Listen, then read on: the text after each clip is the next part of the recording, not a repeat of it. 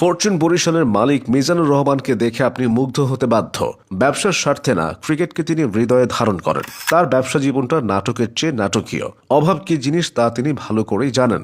একটা সময় টিউশনি করিয়েছেন, জুতার ফ্যাক্টরিতে খেটেছেন, আজ নিজেই ৮ ডজন জুতার কারখানার মালিক। কিন্তু কিভাবে হলো এসব? কেমন ছিল মিজানুর রহমানের সংগ্রামের গল্পটা, আর কিভাবেই বা তিনি ক্রিকেটে আসলেন? বিস্তারিত জেনে নিন। বরিশালের ছেলে মিজানুর রহমান যখন গ্রামের স্থানীয় স্কুলে পড়াশোনা করতেন, তখন বিদ্যুৎ ছিল না। হারিকেন জ্বালিয়ে তাকে পড়াশোনা করতে হতো। কলেজে উঠে চলে আসেন চট্টগ্রামে এক নানার বাড়িতে। সেখান থেকেই এইচএসসি পাশ করেন ১৯৯৬ সাল। বরিশালের বাবুগঞ্জের মিজানুর ভর্তি হন চট্টগ্রাম বিশ্ববিদ্যালয়ে। পরিবারের বড় ছেলে তিনি। টিউশনি করে পড়াশোনার খরচ মেটাতেন। হঠাৎ বাবা ইন্তেকাল করলে সবকিছু এলোমেলো হয়ে যায়। ছোট ৪ ভাইয়ের পড়াশোনা আর সংসারের খরচ কিভাবে চালাবেন তা বুঝে উঠতে পারছিলেন না মিজানুর। টিউশনি ছেড়ে জুতার কারখানায় চাকরি নেন, সেই সঙ্গে বিশ্ববিদ্যালয়ের পড়াশোনাও চালিয়ে যান। কিছুদিন পর বন্ধুদের উৎসাহে চাকরির পাশাপাশি ছোট পরিসরের দরজার তালা সহ বিভিন্ন সরঞ্জাম আমদানির ব্যবসা শুরু করেন। তাতে কিছু মুনাফা হয়। ২০০৪ সালে জুতার একটি ছোট্ট এমব্রয়ডারি কারখানা দেন।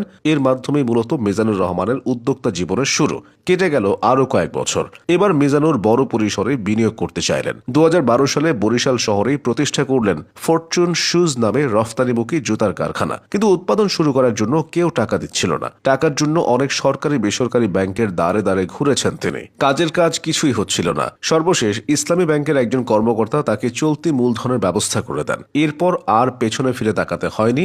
একে একে জুতোর আরও ৫টি কারখানা করেন। ৬টি কারখানার ৩টি বরিশালে, বাকি 3টি ঢাকার সাভার ও আশুলিয়া আর গাজীপুরে। ফরচুনের কারখানাগুলোতে প্রতিদিন ২২,৫০০ জোড়া চামড়াবিহীন জুতা উৎপাদিত হয়। এই কাজে যুক্ত আছেন ৭,৫০০ শ্রমিক। আর ফরচুনের জুতা রপ্তানি হচ্ছে ইউরোপ, আমেরিকা সহ বিশ্বের বিভিন্ন দেশে। ফিলা, ডিজনি, রিচম্যান, বন্ড স্ট্রিট, প্রাইমার্কের মতো ইউরোপ আমেরিকার খ্যাতনামা ব্র্যান্ডগুলোর জুতা তৈরি হচ্ছে ফরচুনের কারখানায়। স্থানীয় ও আন্তর্জাতিক বাজার মিলিয়ে প্রতিষ্ঠানটির বার্ষিক লেনদেনের পরিমাণ ৮০০ কোটি টাকার উপরে। ২০১৫ সালে প্রতিষ্ঠানটি দেশের শেয়ার বাজারেও তালিকাভুক্ত হয়। বর্তমানে মিজানুর রহমানের ৫ ভাইয়ের ২জন মেরিন ইঞ্জিনিয়ার, বাকিরা ব্যবসাতে রয়েছেন।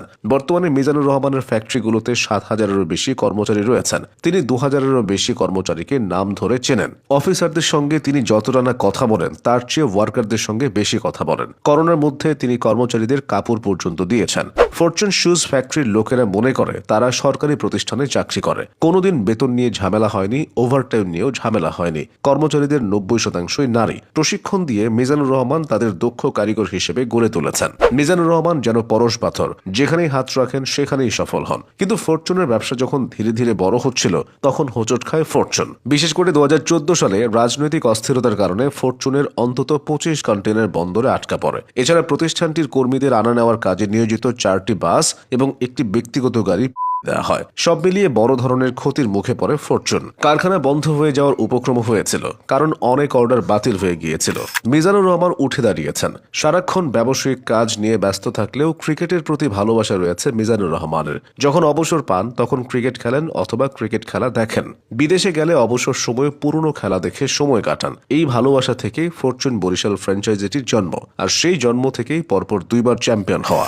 মিজানুর রহমান প্রমাণ করেছেন পরিশ্রম কখনো খালি হাতে ফেরায় না।